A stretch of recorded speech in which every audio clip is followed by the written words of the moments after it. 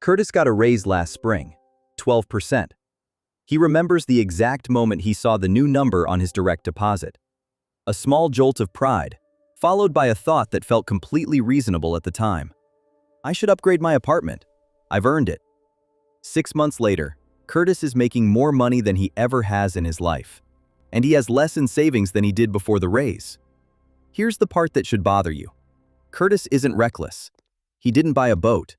He didn't blow it all on vacations. He just upgraded. A slightly nicer apartment, a newer car lease, more takeout because now he doesn't have time to cook, a few extra subscriptions he barely uses. Nothing dramatic, nothing that felt like a decision. And that's exactly the problem. By the end of this video, you're going to understand the 5 psychological mechanisms that quietly convert every raise, every bonus, every windfall into new spending, before you even notice it's happening. And if you're honest with yourself, you're probably falling into at least 3 of them right now. Let's start with the concept underneath all of this. Psychologists call it hedonic adaptation. In plain terms, your brain doesn't measure your life against some fixed, objective standard. It measures your life against your last life. Whatever you just got used to becomes the new normal.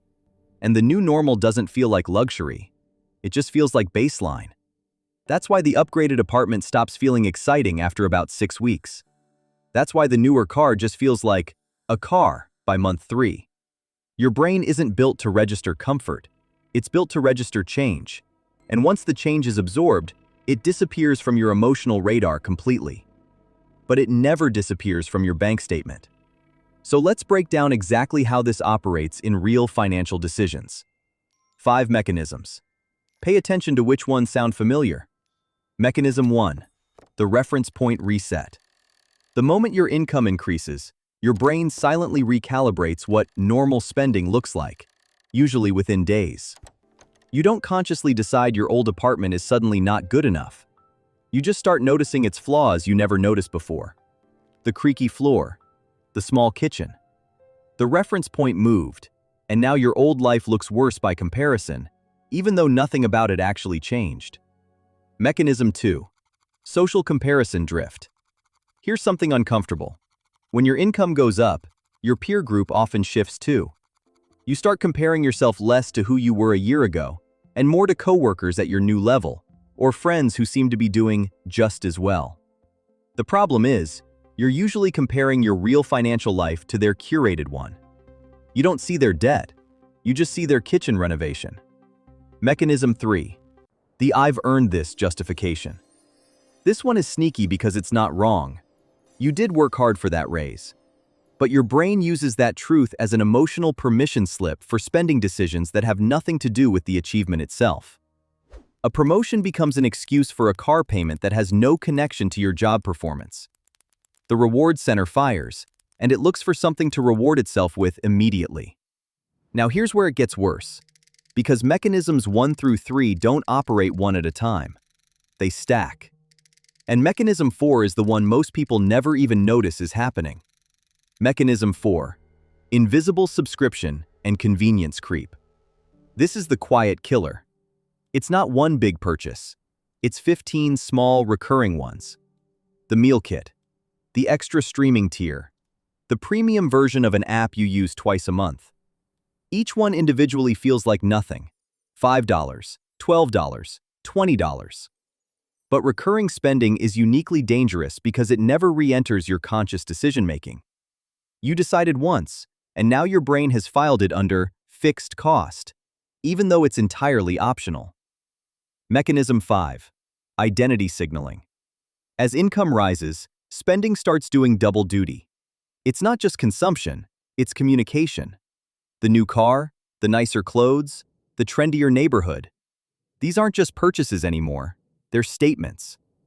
I'm doing well. I've made it.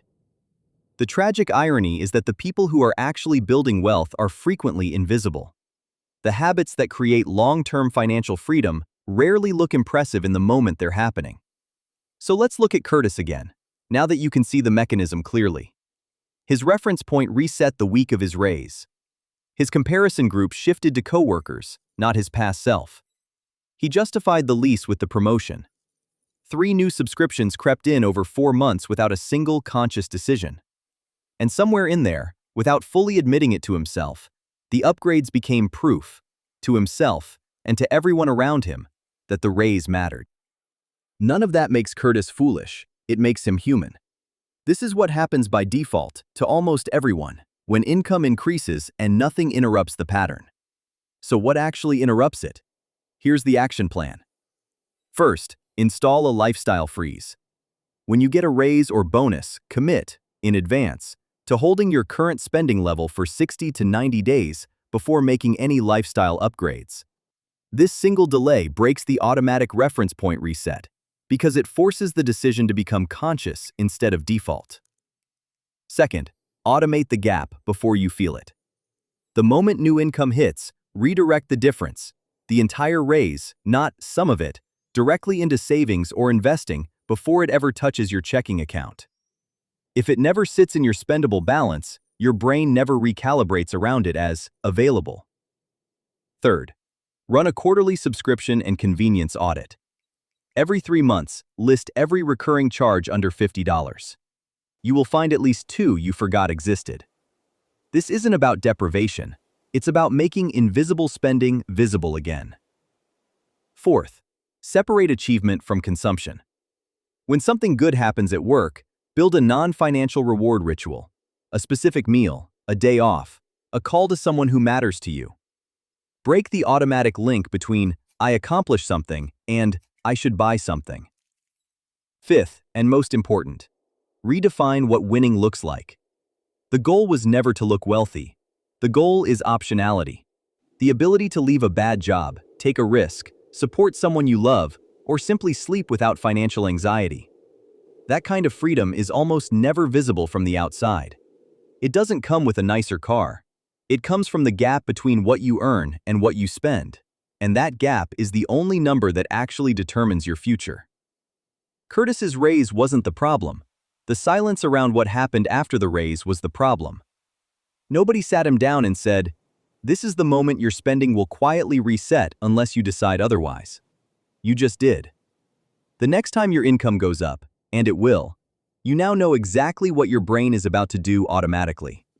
The only question is whether you let it happen again, or whether this is the raise where something finally changes.